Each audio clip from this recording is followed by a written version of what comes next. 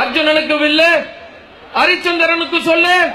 இந்த கொங்கு நாட்டில எங்கே ஒரு பிரச்சனை என்று சொன்னாலும், இந்த கொங்கு நாட்டில எந்த ஒரு சமுதாயத்திற்கு பிரச்சனை என்று சொன்னாலும், இந்த கொங்கு நாட்டில எந்த ஒரு விவசாயிக்கு பிரச்சனை என்று சொன்னாலும், என்னுடைய தானே தளபதி, இந்த கொங்கு நாட்டினுடைய தளபதி, என்னுடைய அரசியல் ஆசான் அண்ணன் ஈஆர் ஈஸ்வரன் வந்து நில்லு, உன் பிரச்சனையை சொல்லு என்று என் முறையை தூக்குகிறேன்.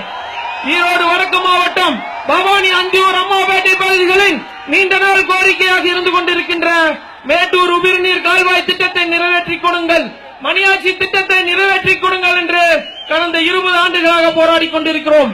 குடிப்பதற்கு தண்ணீர் இல்லை, உழுபவனுக்கு தண்ணீர் இல்லை, விவசாயத்திற்கு தண்ணீர் இல்லை என்று கோரிக்கை கொடுத்து போராடி கொண்டிருக்கிறோம். விவசாய கடனை முழுமையாக தள்ளுபடி செய்யுங்கள், கரும்புக்கு 3500 ரூபாயை கொடுங்கள் என்று போராடி கொண்டிருக்கின்றோம். அதேபோல கடந்த மாதங்களாக நீங்க பார்த்திருப்பீங்க, வாட்ஸ்அப்ல தொடர்ந்து இந்த விடுதலை சிறுத்தைகள் கட்சியினுடைய தலைவன் திருமாவளவன் நான் சார்ந்த இந்த சமுதாயத்தை பார்த்து கேட்கிறான், உடுப்பில்லை மிடுக்கில்லை என்று கேட்கிறான். எந்த ஒரு அரசியல் கட்சி தலைவனும் இன்று வரை இந்த தமிழகத்திலே இந்த சமுதாயத்தை இவ்வளவு கேவலமாக பேசியிருக்க மாட்டான். இங்கே இந்த கொங்கு மண்டலத்திலே நடக்கின்ற பிரச்சனை அத்துணைக்கும் பொம்பளை சமாச்சாரம் தான் பேசுறான். மானம் கட்டவனே, கோவை கமிஷனர்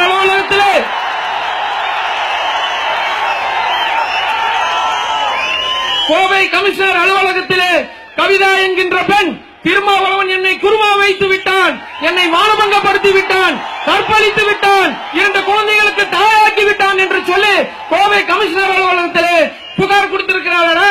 அதெல்லாம் என்ன பொம்பளை சமாச்சாரம் இல்லாத வேற என்ன உங்க அம்மா சமாச்சாரமா? மான கட்டவன கவுண்டனை வெட்டு, கவுண்டிச்சி கட்டு, வன்னியனை வெட்டு, வன்னியச்சி கட்டு, செட்டியார வெட்டு, நாடார வெட்டு, ஐயரை வெட்டுன்னு ஊருக்கு மேடை போட்டு பேசுகிறீர்களா? நாங்கள் சொல்கிறேன், எங்கள் இளைஞர் வரையின் சார்பாக சொல்கிறேன், இனி எவனாவது மேடை போட்டு கவுண்டனை வெட்டு வெட்டுன்னு பேசினா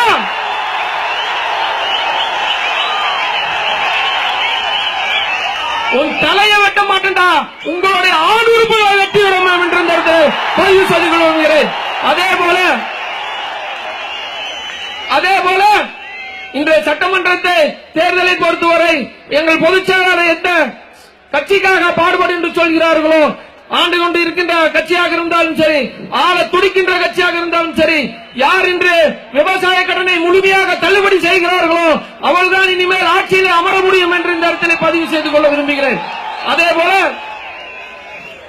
எங்கள் ஈரோடு வடக்கு மாவட்டத்தின் சார்பாக பவானி அந்தியூர் அம்மாபேட்டை பகுதிகளில் இருந்து இங்கே வருகை கொண்டிருக்கின்ற அத்தனை கொங்கு சொந்தங்களுக்கும் இந்த கொங்கு நாட்டிற்கும் நன்றி கூறி விடைபெறுகிறேன். நன்றி, வணக்கம்.